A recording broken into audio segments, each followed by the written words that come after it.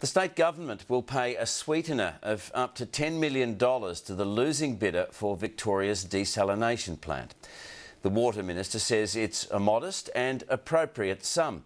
But as Josie Taylor reports, it makes a very expensive project even more so. There were happy faces at Aquashore's offices today as the Water Minister congratulated the company on its successful bid. But the unsuccessful bidder for the desalination plant, Basswater, may also have something to celebrate.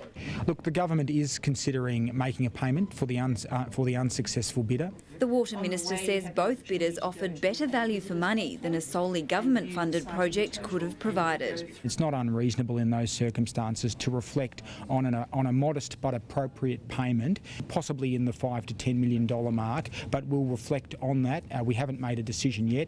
Basswater couldn't be reached for comment, but the cost of Aquashore's bid was about $30 million. The state has got a huge benefit out of the intense competition on this project, and sharing a small portion of that with the losing bidder, I believe, is quite appropriate. The opposition says it's an insult to taxpayers when water bills are set to rise by 64%. Is it the Brumby government's priority to support a bid by a multinational company as opposed to the clear priorities that Victorians have of supporting schools and hospitals? The Water Minister says these type of payments are not unusual. The state government paid $5 million to entice bidders for Melbourne's tram contract, but a government spokesman said no compensation was paid to failed bidders for Melbourne's train contract. At the site of the desalination plant, protesters threw a wreath to the sea. They're furious the project is going ahead. And now they're going to make us, ostensibly, whether you want to believe it or not, buy our water from the French? No, may no. Details of the government's contract with Aquashore will be made public by December. Josie Taylor, ABC News. Anger as the news a desalination plant will be built sinks in. And all the opponents of the desalination plant met near the proposed site today to mourn yesterday's announcement that a contractor had been selected to build the plant. It comes as the state government says it will compensate the failed bidder, Basswater, to the tune of $10 million. Emotions ran high today as opponents of the desalination plant met in Kilcunda. The News Aquashore, headed by French company Degremont, was chosen to build the plant, not sitting well with some. And now they're going to make us, ostensibly, whether you want to believe it or not, buy our water from the French? No, may no. You know there are sustainable alternatives. We don't want you down here, you're not welcome down here. Watershed Victoria said the environmental problems with the $3.5 billion plant will soon become clear as 150 million litres of water is sucked from the ocean annually. There'll be 30 tonnes of dead marine life, not waste, as Sue said, dead marine life that'll be going into landfill or spewed back out into the ocean to cause further pollution problems, and that's absolutely disgusting, and I'm terrified for our marine environment. The morning continued on the coast with a wreath-laying ceremony. No desal! No desal! No desal! Meanwhile, the state government today confirmed the losing bidder for the project, Basswater, could be compensated to the tune of $10 million for its failed bid. Water Minister Tim Holding confirmed bids from both companies ran into the tens of millions of dollars. Watershed has vowed to continue the fight. Its message to the government couldn't be clearer. We'll be watching you, Brumby Holding and men. David Woywood, Win News. You're watching 10 News, and protesters vow to keep fighting Victoria's desalination plant despite the deal struck to build the massive project. It's been revealed taxpayers could be forced to pay the losing bidder a $10 million consolation prize. While demonstrators cast a ceremonial wreath mourning the desal plant's impact on the Bass coastline. No desal!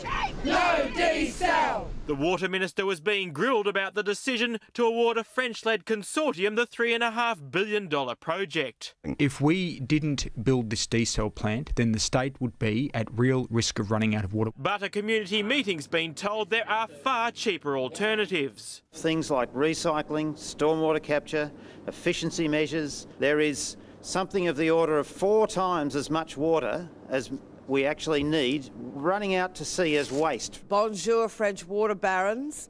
Au revoir, Aussie dollars, rights and water. Ultimately, what's causing most concern is the sheer size of the 150 gigalitre plant.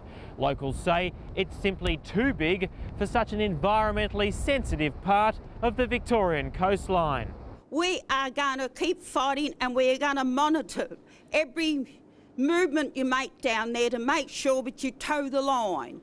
Back in Melbourne, Tim Holding was predicting a jobs bonanza during construction as he toured the headquarters of winning bidder Aquashore.